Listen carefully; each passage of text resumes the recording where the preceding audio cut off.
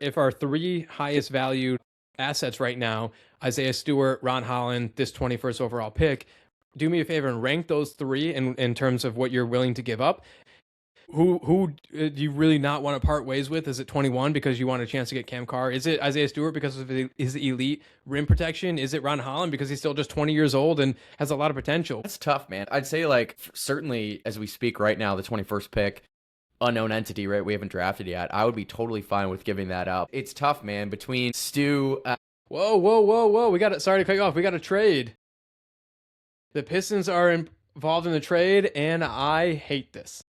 Okay, so the Detroit Pistons moved up to take Ebuka Okorie, 17th overall. We traded our 21st, and we were a third team involved in that Memphis OKC trade to get Ebuka Okorie. Roasted this guy and now we drafted him. I'm shocked. I'm blown away. Christian Anderson goes right after him. I thought you were going to say we traded up for Christian Anderson. I was going to be like, let's go. This is huge. Christian Anderson, obviously a little bit better, a better 3-point shooter. Okay, so we need to pivot real quick because holy shit, everything just changed. I need to get Twitter Detroit up. Moving up. Our immediate reactions, though, I think this is stinky. I don't like this. We talked about how Cam Carr is the perfect guy for this team, fills a hole, fills a position of need, and you traded up, but you didn't trade up for him. You have to feel the same way, right? Dude, yes, absolutely, man. Like, Cameron Carr and Christian Anderson are right there for the taking, and yeah, you go with. I feel like this is still a reach on an undersized guard. Man, I'm not liking it. Yes, I do like that. Okorie, he is just a bucket getter. I mean, that surely that's going to pair well with Cade to be able to score the basketball. But like, yeah, I just feel like there were guys that were on the board right for the taking that just fit this team's needs so much better than Okorie does. So. Yeah. Oh man, I don't want to get ahead of myself, but like I just see this like undersized guard just being very mid, and yeah, we're gonna be kicking ourselves. So yeah, we talked about in the beginning of this episode that I knew Detroit was very much linked and rumored to be looking at actual guard positions, and obviously Cam Carr wouldn't fall. I think it just hurts that much more that Cam Carr was there. Like if he wasn't here and the board fell this way and we ended up with Okorie, I feel like we could be okay with. You mentioned it. He's easily the fastest riser in this draft class. Like he had a great combine towards the end of the year. He really came on. Some of his numbers: 23.2 points per game on 58% true shooting, 3.6 rebounds per game, 3.6 assists per game, 0.3 blocks, no blocks, obviously he's undersized, but 1.6 steals per game, not that bad. And then 3-point per shooting, he had 35.4% on 5.7 3-point attempts per game. So a good 3-point shooter for him. Just the kind of the good stuff I mentioned just a few minutes ago before I even know we drafted him. He's an absolute jitterbug. 6'2" with a 6'7" wingspan, 186 pounds. So he actually has a little bit of weight to him, being that he's undersized, but still not quite enough. He still falls under 200-pound point guard wing there. Probably has one of the best handles in this draft. I think Bennett Sturts had a little bit better of a handle on the ball, but Ebuka is right there. Really, I mean, honestly, a really great deep set of skills there. 80% of his field goals made were self-created or self-generated. So like he does it all himself, which I think is what we needed in Detroit. We needed another guy to create opportunities. I kind of think you already have this in Dennis Schroeder. Ebuka draws fouls at an extreme rate. Yeah, Dennis Jenkins, excuse me. I say Schroeder because Okorie's NBA comp is oftentimes Dennis Schroeder. He is extremely good. Drew more and ones this season than all the top prospects basically in the rest of the draft. Just reading some stuff online about how he kind of fits. He's really good at creation, really good 3-point shooting, and very smart. But I just feel like he's undersized and he lived a little bit too much at the free throw line, in which you're not able to. It's harder to get to the free throw line in the NBA just because defenders are a lot longer. They can block your shot a lot easier without fouling, and that gives me some pause here. Dude, I'm shocked, man. I'm thinking of the dodgeball, whatever. Like, I am shocked, Pepper. Like whatever that line is. Like this is crazy, man. I definitely did not see this coming. I didn't even really think that we were going to trade up. I thought we were pretty, good with 21, especially considering we already kind of fleeced to move up from 28 to 21. But yeah, man, I don't like it. I don't like it at all. I just don't know what else to say. It could work out. It could work out. 23 points per game is 23 points per game. Granted, you're playing, for Stanford, but still, I mean, that's still elite competition at times that you're playing. Yeah, the 6'8" wingspan I think helps a little bit, but still, like, just it seems like still a pretty undersized frame. Granted, the kid's like 18 years old, right? So, yeah, certainly could put on a little bit of muscle there, but yeah, I'm gonna go on the record. I don't like this one bit. No, I don't. I mean, I agree with you. I don't like it. I'm trying to figure out what else we traded to get up in the draft, because it was 2 second round. It was a swap, and then the 2 second round picks. I'm trying to see what else Detroit did to get involved with that. Did they offer a second round pick as Alan Graves goes off the board at 19 to Toronto? So we're seeing a little bit of a Cam Carr slide, and so it's a little bit surprising there. I mean, we mentioned it when we were breaking down Ebuka Okorie, when we didn't think Detroit having him. Like, you could technically, it could work in Detroit because you have Cade as a 6'6" point guard, and that, like, you technically have, you defensively, you could put Cade at the 2 and the 3, or, and Okorie at the 1, or, taking whoever's the smallest on the floor. So, like, you could hide him defensively, but it's just not something that I think was 100% with the way the board was falling. I mean, I guess we shouldn't be too shocked, though, because, like we said, Detroit was actively looking for a 2 guard to kind of fill that spot, and they got and they got an absolute one of the best creators in the entire draft. He's so elite at getting in the paint. Now, is that going to help or hurt?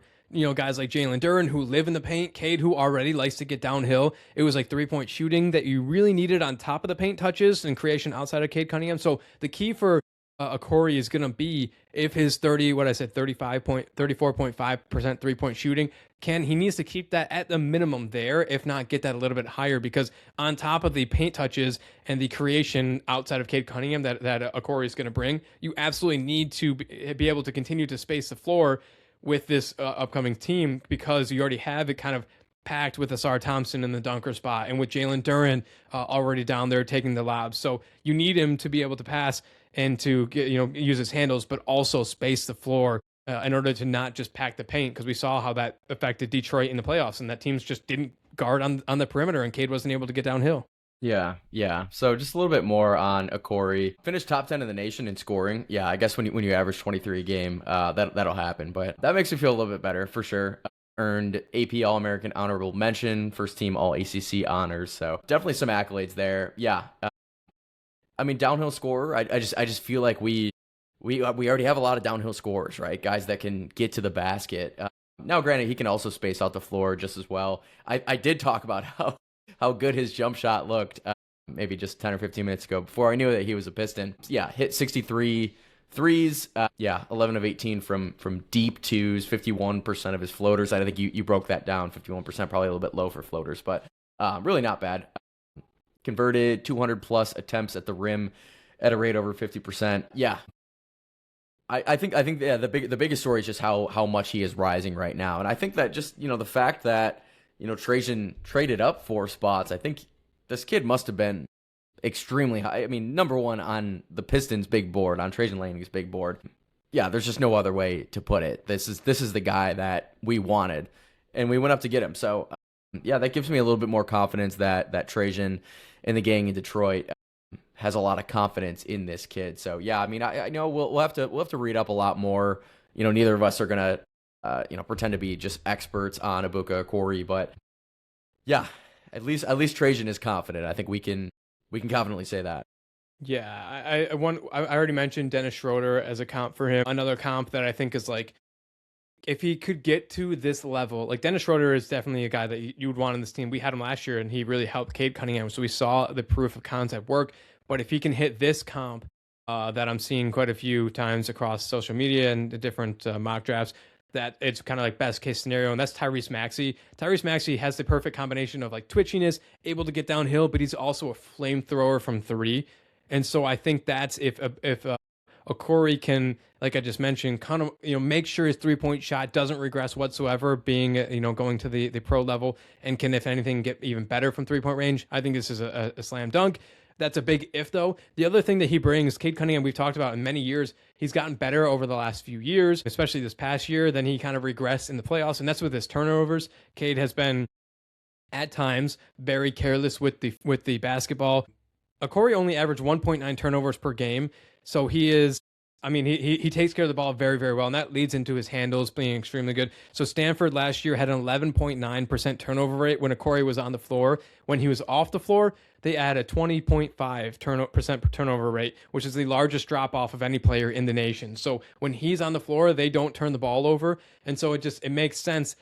I mean, the only downside is just his undersize. He checks the box. Okay, guy who can take care of the ball, check. Guy who can create for himself, check. Guy who has a good 3-point shooting and has shown potential to be an elite 3-point shooting, check. Guy that on defense is not going to be good. He's not going to be great. He's probably going to be good, if not a little bit less than good, but not going to be terrible, check. So, he checks a lot of boxes. He's just undersized. And this, if nothing else, raises a lot of questions of this team and this current roster. I think you look at, like I mentioned kind of when we went over this trade, you're looking at guys like Danis Jenkins, you're looking at guys like Marcus Sasser. You can't have 3 undersized guards, and Jenkins is 6'4", so he's a little bit larger than these two guys, but he still plays a downhill point guard, create your own shot kind of role. You can't have 3 of those on your roster. So who's the odd man out? I think it's probably going to Marcus Sasser, but then we saw he has him run in the playoffs and he showed some potential. Like, why are we playing this guy some more? Does this mean a trade is writing on the wall? Marcus Sasser, right before the trade for the draft pick ended up coming up, I asked you, rank Isaiah Stewart, Ron Holland, the 21st overall pick, which ones are we willing to part ways with? Marcus Sasser is another guy that's been commonly thrown into trades as a potential option there. So, does that mean Marcus Sasser is kind of earmarked to be involved in some sort of trade? Because you can't roll into next year with 3 of those guys. So there's a lot of questions here. I'm not happy with it just because of how the board fell and what was on there. I would have rather had LeBaron Philon for what it's worth. The Athletic had Okorie as one spot above LeBaron Philon. The same sort of roster congestion would have been prevalent if we would have went with Philon there. So we would have been kind of talking the same thing. He's just barely larger than Okorie. I think Philon's like 6'2", and Okorie's obviously 6'1". So I think there are similar questions there. So whether you like Okorie better or Philon, that's kind of personal preference. But just because Cameron Carr was there, yeah, I think this is going to be one. I hope it's not Trajan Langdon being the smartest man in the room, but we're going to have to see.